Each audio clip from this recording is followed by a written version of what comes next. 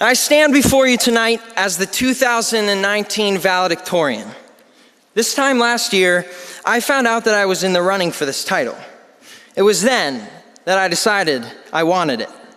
So, I worked hard for it. I sacrificed for it. And yes, I stressed for it.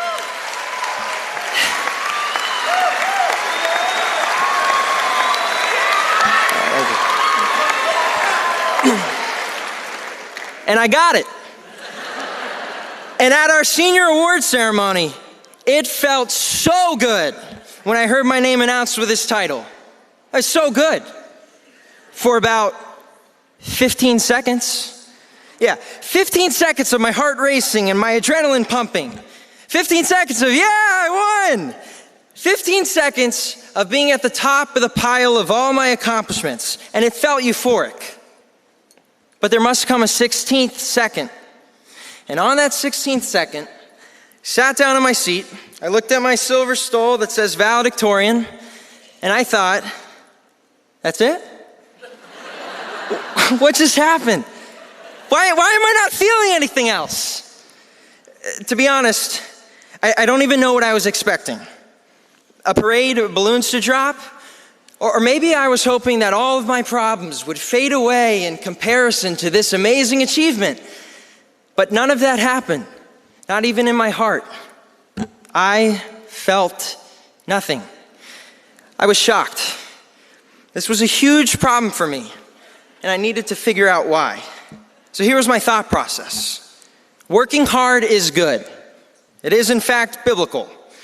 But it should not be done for the sole purpose of a goal's sake at the expense of relationship with others. And looking back on this year, I realized that the stress of this year for this goal in a 5-minute speech was paid for with the lack of attending to relationships in my life. A lesson learned and self-reflection accomplished. Now, I would like you, my fellow classmates, to do some self-reflecting. I would like you to take a moment to fill in a different thing that you strive for and you focused on. Something that you thought was the end-all, be-all. Perhaps it was sports. Perhaps it was fine arts, academics, getting into a particular school, an unhealthy social life, social media, or video games. Friends, we are about to launch into life, and we haven't messed anything up yet. Now think, instead of academics taking your focus off your important relationships, it was your career you chose over your spouse. Instead of sports, it's money that you pursue at the detriment of your children. Instead of just the Instagram-worthy picture, it's striving to be famous at the expense of time with your friends because now you're too self-involved. I'm well aware that this is kind of a downer speech, but I don't care. Because a lesson learned should be a lesson shared.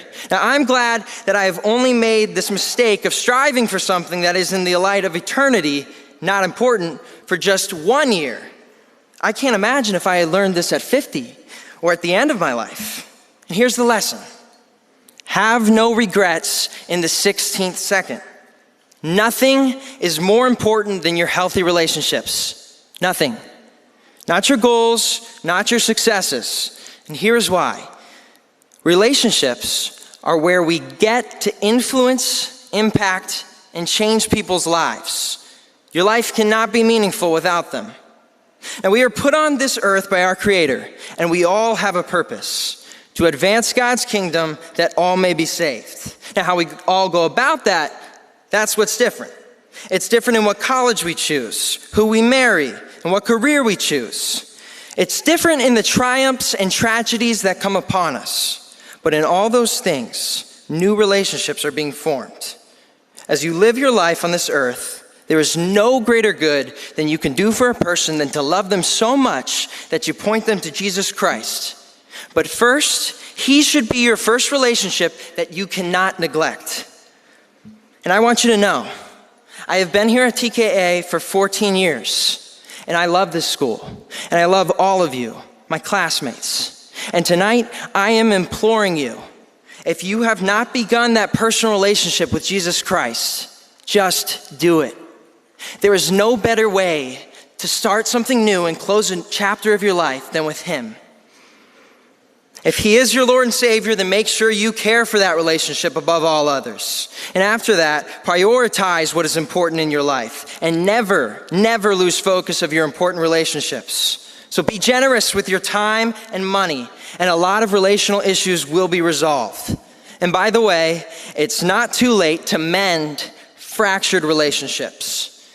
Any friends you haven't spoken to in a while because of your pride, parents whom you disrespected, and teachers who you never thanked. Just do it. Humble yourself. Start a conversation. Have no regrets in the 16th second. In conclusion, this has been one of the hundreds of life lessons I have learned at the King's Academy, and that has been more valuable than academics.